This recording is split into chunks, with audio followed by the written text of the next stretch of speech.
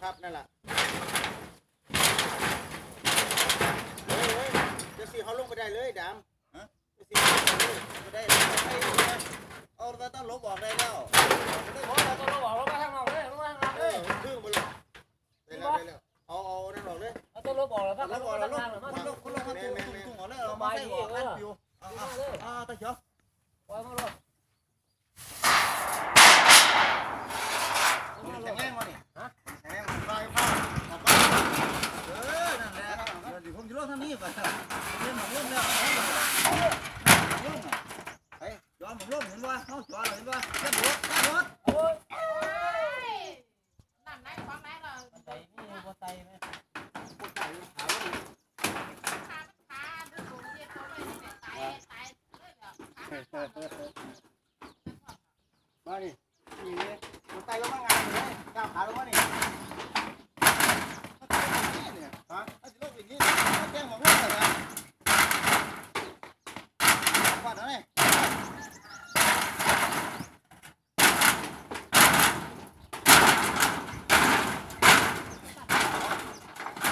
ไว้ตะเกียบนั่งได้ป่ะมาเดี๋ยวนั่งได้เอาบันไดไปมั้งบอกว่าเกี่ยไม่ยุ่งเดี๋ยวเขาต้องกินเดี๋ยวเลยนี่ถูกเลย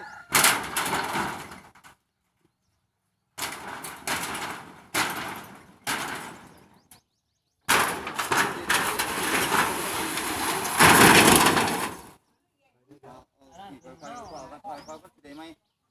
สิได้กันเก่าอยู่กับต๊อกสิได้ไหมเด้อแย่อะไรเลยสิได้กันเก่า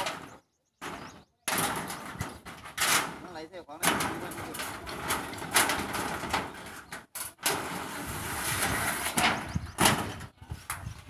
ลง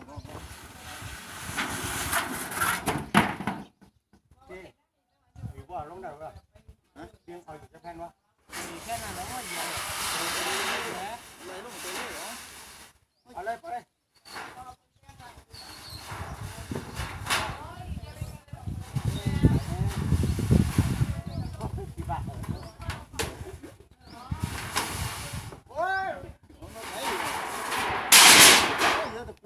ียกตะปูละฮะตุ้งนี้ดอกเป็นให้เดี๋ยวหัวมันแข็งอยู่แกอะไรแกได้ตัวนี้ตัวพลังอะไรแกเลย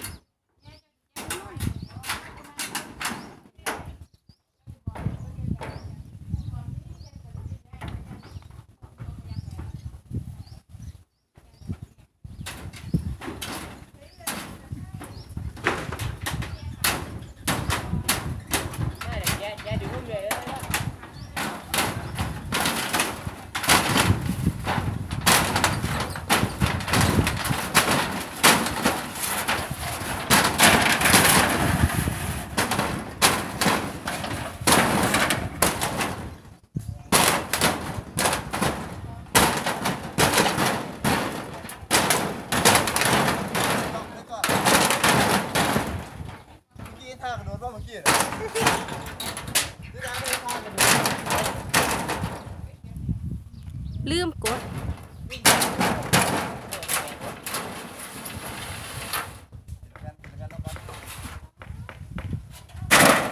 แกอะไรลูกแกมาอะไรมาดึงเลยมันถึงมันจะ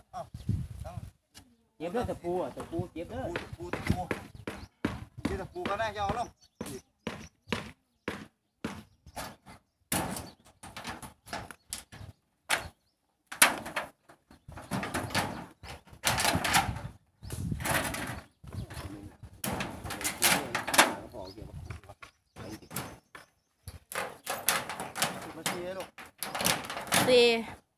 สี่